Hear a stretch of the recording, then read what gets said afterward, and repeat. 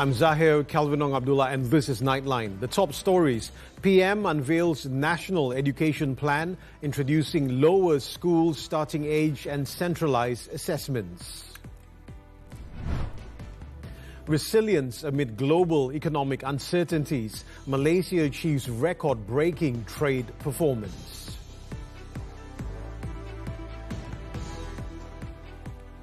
Good morning. We begin with this story. The government will lower the enrollment age for year 1 to 6, while preschool will begin at age 5. It is also introducing a new approach to assessing learning outcomes in primary and secondary schools. These are among the sweeping reforms unveiled under the National Education Plan RPN 2026 to 2035 by Prime Minister Datuk Seri Anwar Ibrahim in Putrajaya on Tuesday.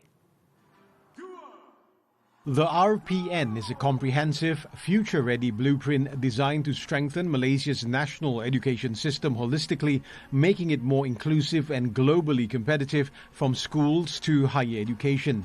It integrates the Malaysia Education Plan RPM 2026 to 2035, led by the Education Ministry, and the Malaysian Higher Education Plan RPTM 2026 to 2035, overseen by the Higher Education Ministry. Ini plan baik atau perancangan baik untuk anak-anak kita. Ini memberikan satu gambaran tentang bagaimana serius kita untuk membawa perubahan, melakukan lonjakan dan transformasi dan reform dalam bidang pendidikan. Anwar explained that the decision to lower the school entry age beginning next year is aimed at better preparing children for formal education and in line with the changing times. For now, however, parents can still choose to enroll their children in year 1 at age 7. Meanwhile, for schools, the new standardized assessment known as the Malaysia Learning Matrix will be implemented starting this year, with the Year 4 learning measurement followed by the Form 3 learning measurement in 2027. At the primary level, Year 4 pupils will be tested in 4 subjects: Bahasa Melayu, English, Science and Mathematics, while Form 3 students will sit for the same 4 subjects as well as History. Both assessments will fall under the purview of the Examinations Board. Anwar said the approach aims to identify pupils' levels of mastery at an early age, enabling more targeted interventions to improve the quality of education. Kita buat penilaian dan kita tahu 2 tahun darjah 5, darjah 6 itu kita akan perbaiki dan letakkan anak-anak supaya berikan ruang mereka perbaiki dalam 2 tahun sebelum masuk ke tingkatan 1. In addition, all Malaysian students across different educational streams, including international schools, religious schools and private schools, following the Unified Examination Certificate UEC pathway, must sit for the Sijil Pelajaran Malaysia SPM Bahasa Melayu and History papers. Anwar also said technical and vocational education and training TVET would be introduced in primary and secondary schools from 2027 with a focus on technology and digital skills. The Prime Minister also announced that 100 million ringgit would be allocated to renovate and upgrade teacher rooms nationwide.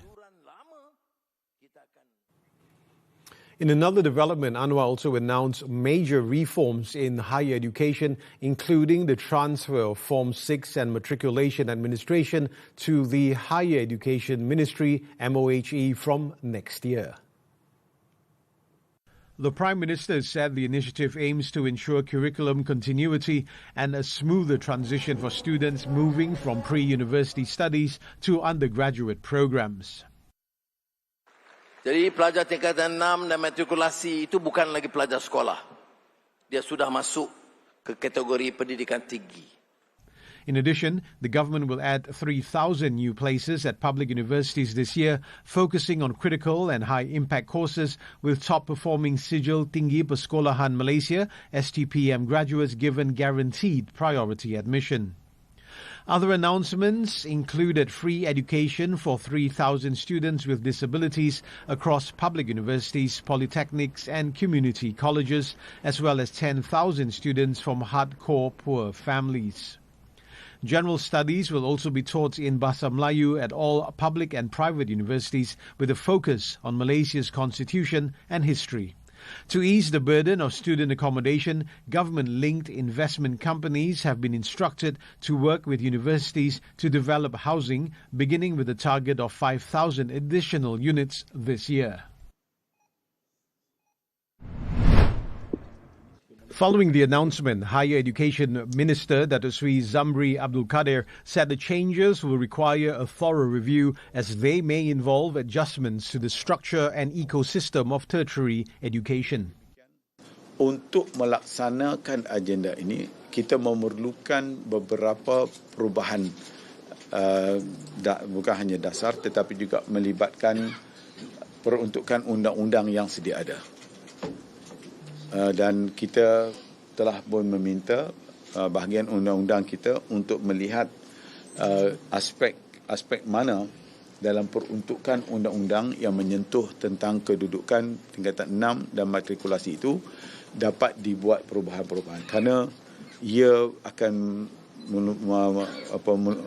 melakukan satu perubahan yang melibatkan kedudukan itu sendiri, kedudukan kerana dipindahkan kepada Kementerian Pendidikan Tinggi. With the new assessments for Year 4 and Form 3 students now in place, the Education Ministry will not return to the Ujian Pencapaian Sekolah Rendah UPSR and Pentaksiran Tingkatan 3 PT3 examinations. Its Minister Fadlina Siddiq said the focus will be on implementing the learning matrix to develop students' potential in a holistic manner. Tapi saya minta ibu bapa, guru-guru jangan panik. Ya, jangan panik ya, kerana kita ada masa dan ia bukan sistem peperiksaan yang perlu ditekan-tekan kepada anak-anak kita. Ya, ini penting. Ya, saya ulang, jangan panik, ya, jangan rasa tertekan kerana ini adalah matriks pembelajaran. Maksudnya apa? Matriks pembelajaran ini lebih luas sistem pengukurannya. Sebab itu kita buat di peringkat darjah 4. Kerana kita nak ada lagi 2 tahun kita boleh buat intervensi ya, sekiranya ada apa-apa masalah yang berlaku semasa darjah 4 itu.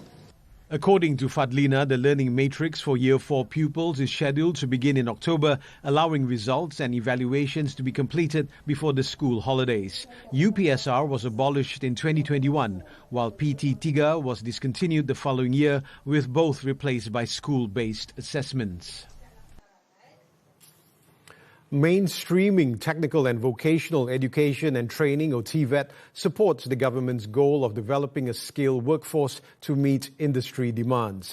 Deputy Prime Minister Datuk Sri Ahmad Zahid Hamidi said emphasizing TVET and science, technology, engineering and mathematics STEM education helps build students' technical skills early and sparks greater interest in technology-driven fields.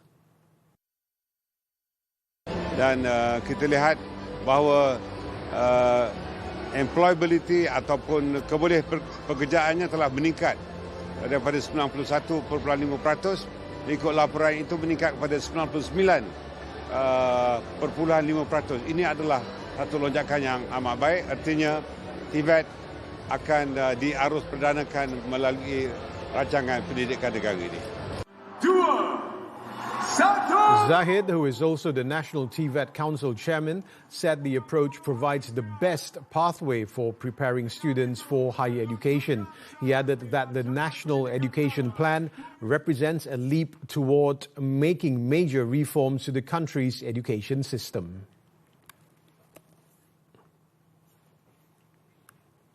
The National Union of the Teaching Profession, or NUTP, has welcomed the government's initiative to implement centralized assessment for Year 4 pupils. Its Secretary-General, Fauzi Singon, said that the move can further improve literacy and numeracy among primary school students. In Year 5, schools can carry out remedial or enrichment programs for students who have not mastered basic literacy and numeracy skills over the past 4 years. It is hoped that this will prevent such issues from continuing into secondary school.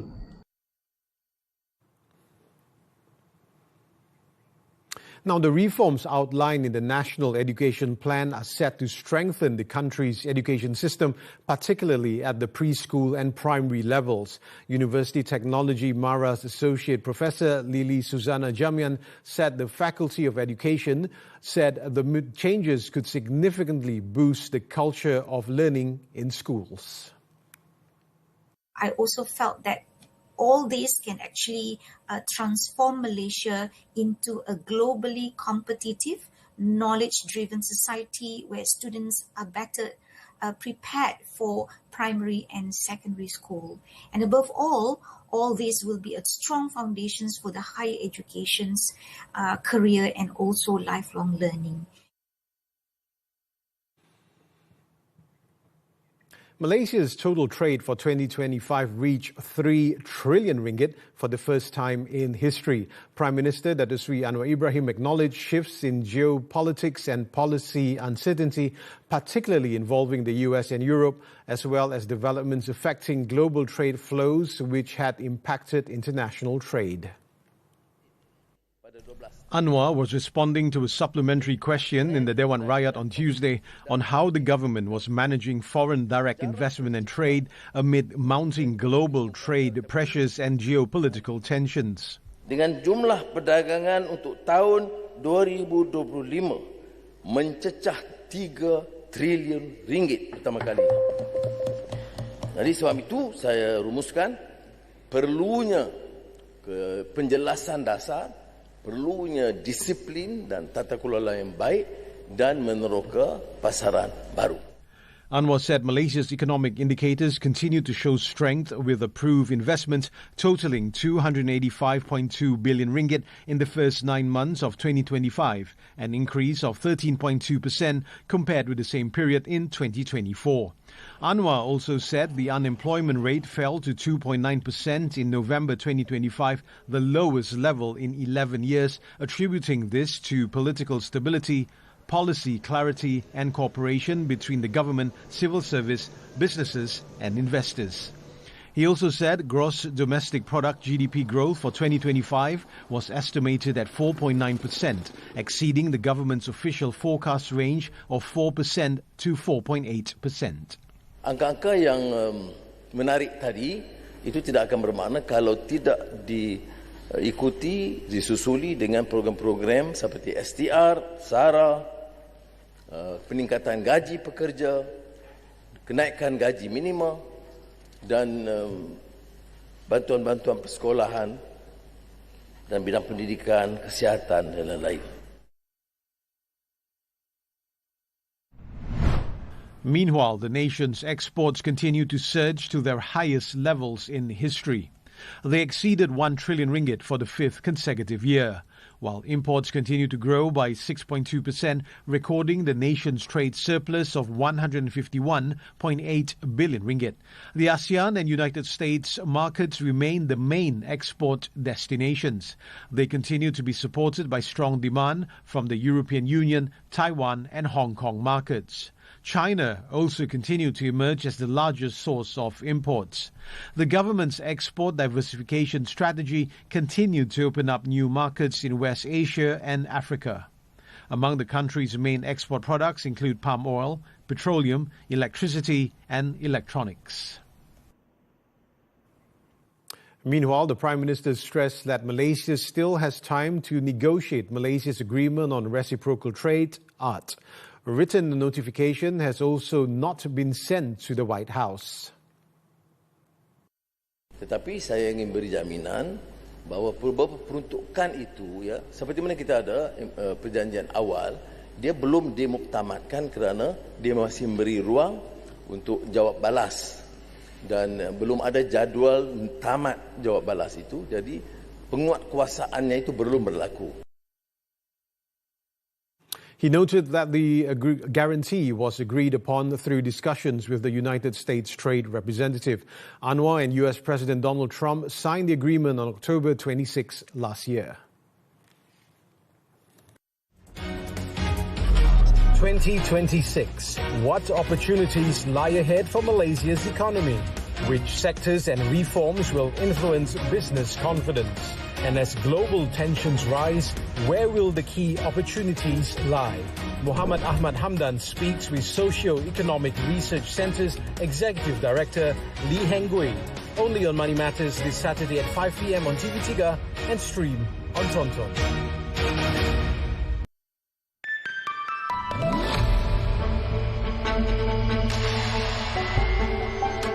Malaysia's GDP growth signals a healthy economic expansion underpinned by private investment, robust manufacturing performance, and rising business confidence backed by private financing. Economist Carmelo Ferlito said this momentum can be further strengthened and sustained if Malaysia continues to pursue an open, competitive, and market-friendly economic framework.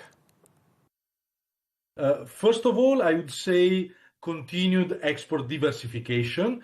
This is the first condition. Second, to have private investment-led growth financed by companies and not by government credit. Openness to trade and to FDIs. And finally, structural reforms that reduce barriers to entrepreneurship, improve business environment, and can further foster competition. Economists say Malaysia's economy can withstand global trade headwinds this year. According to Muhammad Afzan Nizam Abdul Rashid, prudent economic management allowed for the positive growth last year, and with the right policies, the country is set for respectable growth in 2026. Nonetheless, we have seen the IMF has actually upgraded their global GDP forecast from 3.1% to 3.3%. So that indicates perhaps commendable growth for the global economy, which would translate into better trade performance and eventually to the overall growth for the Malaysian economy in 2026.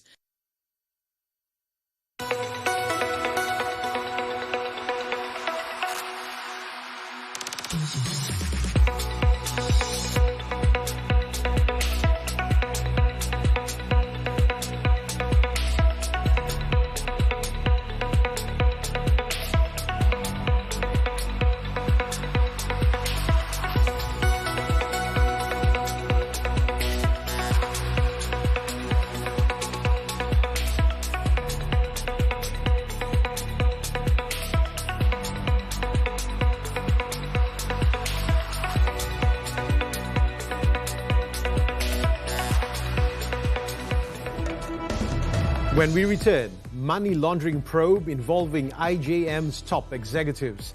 This and more after this breather. Unlocking the future of business. From industry evolutions to policy changes, we go beyond the headline.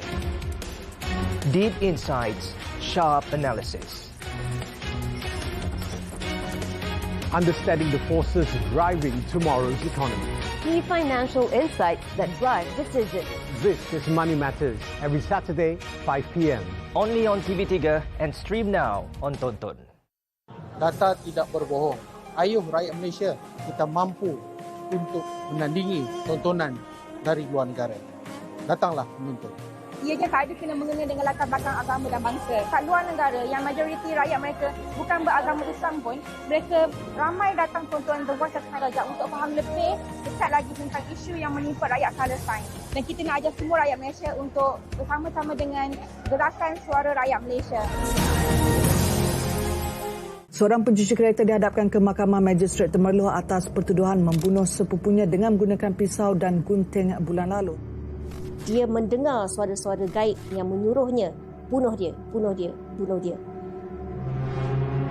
Saksi-saksi ni dah sampai tiba di rumah ni, sebenarnya si mati ni masih lagi menyawa. Mana dia sampai tahap mengugut, kau bunuh awak satu hari esok dia tu.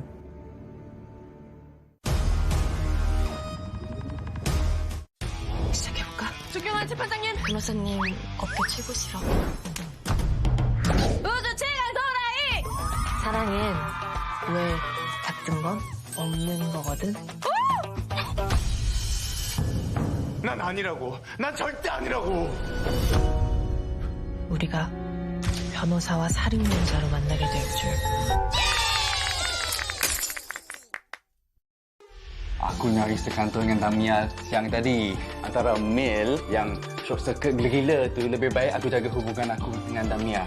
Nampak tak muka Mikael CCP tu? Mikael memang boyfriend Mel. Saya betul cintakan awak. Betul-betul sayangkan awak, ikhlas, tapi awak menjadikan saya. Awak curang, awak tahu tak? My Stolen First Love, Jumaat dan Sabtu 9 malam di Lestari TV3 dan stream sekarang melalui Tonton. Thanks for staying with us. 2 members of the IJM Corporation top management are among 9 people summoned on Tuesday to provide statements in connection with allegations of a money laundering scheme reaching 2.5 billion ringgit. Malaysian Anti-Corruption Commission MACC Chief Commissioner Tan Sri Azambaki said the 9 were called to give their statements at the MACC headquarters in Putrajaya at 10 a.m. on Tuesday. Speaking after a function in Nilai Negeri Sembilan, Azam said the MECC needs time to review documents since the matter involves corporate issues. Jadi dua aspek lah, satu hari kami boleh panggil sampai berpuluh-puluh orang. Jadi bagi kami masa sikit, ini adalah kes melibatkan corporate issue. Jadi kita perlu masa sikit lah mengkaji dokumen dan sebagainya. On January 12, Sunway Berhad announced its bid to acquire IJM Corporation for 11 billion ringgit.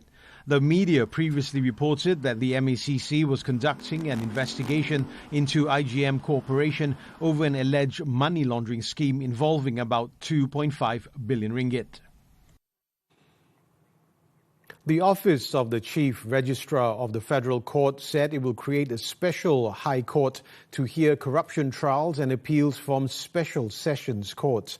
The decision was made following a meeting between Chief Judge of Malaya, Datuk Hashim Hamzah, and Chief Justice Datuk Sri Wan Ahmad Farid Wan Saleh.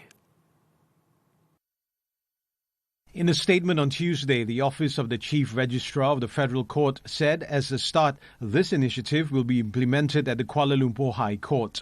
The court is also set to hear graft appeals from the Sessions Court. A day earlier, Yang di-Pertuan Agong Sultan Ibrahim urged the government to appoint experienced judges and establish a special court pathway to ensure corruption cases are heard and resolved without delay. The King said that the government must provide experienced judges and a special pathway in court so that corruption trials can be concluded quickly. Meanwhile, the statement also said that there are currently 14 special corruption sessions courts established to hear corruption cases throughout Malaysia with the aim of resolving cases within 1 year from the date of registration.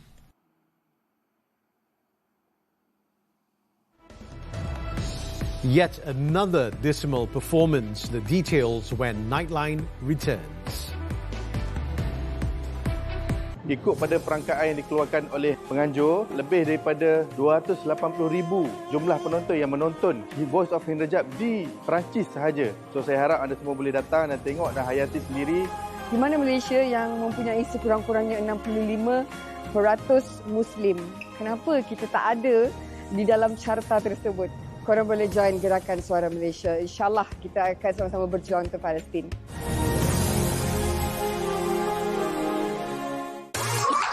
...2025 dah habis. Jom kita tengok 2026. Hubungan kita bukan betul pun. So apa? Main-main je. Awak bukan sayang saya pun kan? Kau tak payah nak ambil tahu pasal hidup orang boleh tak? Yang kau nak panas ni asal. Dia pandai tau. Dia pandai malu. Kalau nak nasihat, nasihat dengan hati. Kenalkan Nur. Orang penting dalam hidup Ab. Sampai bila abang nak tidur bawah ni? Kalau abang takut, Aira boleh tidur dekat tengah. Abang risau belakang saya sakit.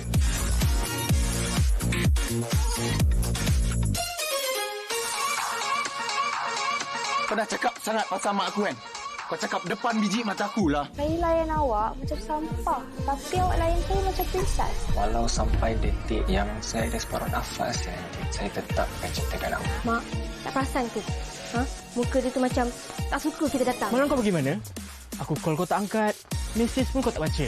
Tapi, walaupun kerja macam tu, Diorang lolek tau. Kalau bos nak, saya boleh tolong carikan kawan bos tu. Sorry Cik Farah, saya nak pergi kat kereta ambil barang je. Every time I see. Kau tahu banyak muka dia lagi apa pun tak dapat. Aku tak faham lah. Kenapa kau suruh aku tipu si Tidak tu? Saya ingin mengucapkan selamat tahun baru. Selamat tahun baru. Selamat tahun baru 2026 kepada semua penonton TV3. Dan juga Tantan. News from the foreign front. The Daesh militant group on Monday has claimed responsibility for a bomb attack at a Chinese-owned restaurant in Kabul, Afghanistan, which killed at least 7 people. Monday's explosion in the Shah-e-Nau area killed 1 Chinese national and 6 Afghan citizens and injured around 20 others. The district, home to many foreign residents, is considered one of the safest parts of the city. In a statement, the Daesh group warned that Chinese nationals are now among its targets, linking the threat to alleged crimes against the Uyghur ethnic minority. Since the Taliban returned to power in 2021, the number of Chinese tourists and business investors in Afghanistan has increased, reflecting closer ties between Beijing and the Taliban government. Despite this, bomb attacks have continued, with most believed to be carried out by Daesh militants. Law enforcement officials said on Monday they were working to clear roads after a 100-vehicle crash occurred on snow-blanketed roads in the northern state of Michigan. Authorities said numerous injuries were reported in the crash, with none believed to be fatal after big rig trucks and vehicles collided on the I-196 corridor, causing many vehicles to run off the road in multiple slide-offs. Following the crash, officials urged motorists to slow down in treacherous conditions as a winter storm continued to dump snow on the region. The UK government has launched a consultation on implementing an Australian-style social media ban for under-16s, along with other measures to better protect minors online. The government said on Monday it would examine evidence from around the world and seek views from parents, young people, and civil society to determine the potential effectiveness of a social media ban for minors. It will also examine whether stronger age checks could be implemented by social media firms, which may be required to remove or limit features that encourage compulsive use. The world's first social media ban for young people took effect in Australia in December 2025, prompting other countries to consider following suit.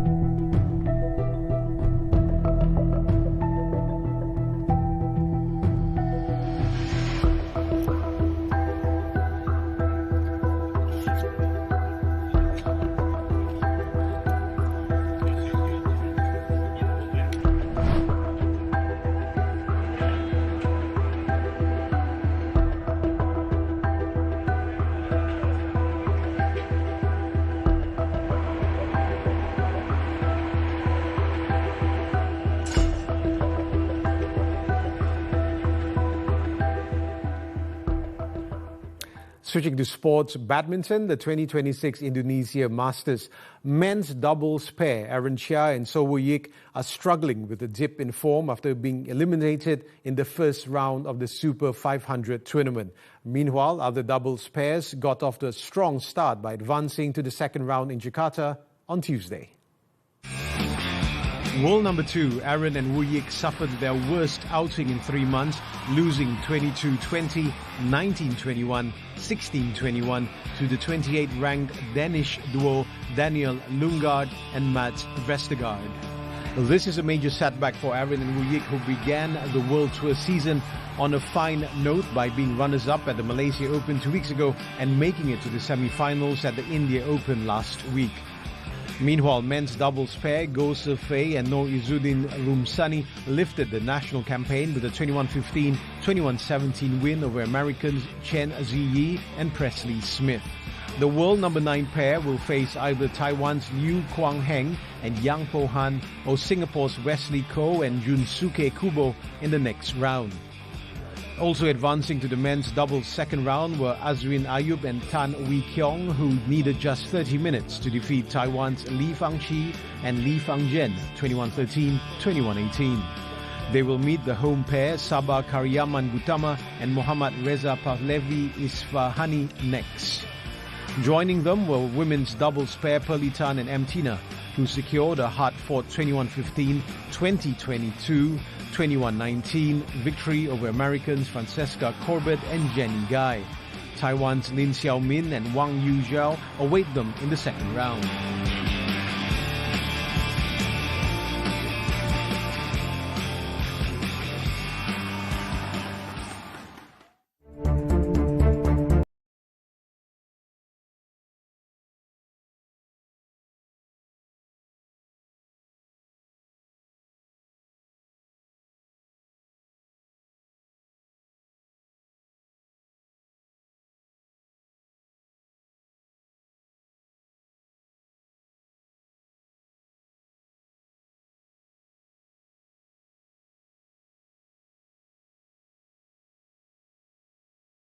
And that concludes Nightline this time around. Before we leave, let's take a look at winter swimmers in Beijing who brave freezing temperatures as dozens of locals maintain their daily ritual of plunging into the icy waters of Haoyai.